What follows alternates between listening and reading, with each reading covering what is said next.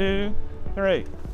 We are here to honor the work that has been done to get our construction project off the ground. We will be building a brand new building for our students, faculty, and staff. In addition to that, some existing buildings will be renovated. At the end of the project, we'll have brand new space to match the beauty within the school.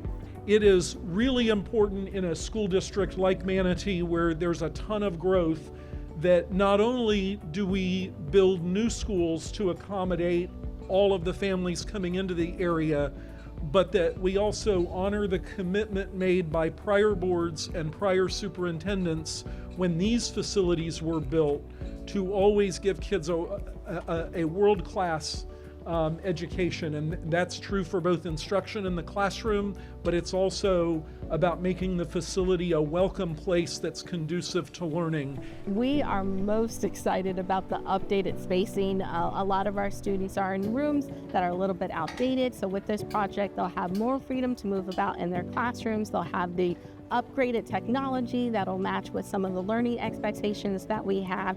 And most importantly, it'll have a brand new beautiful face to match the curb appeal we all are hoping that the school will have.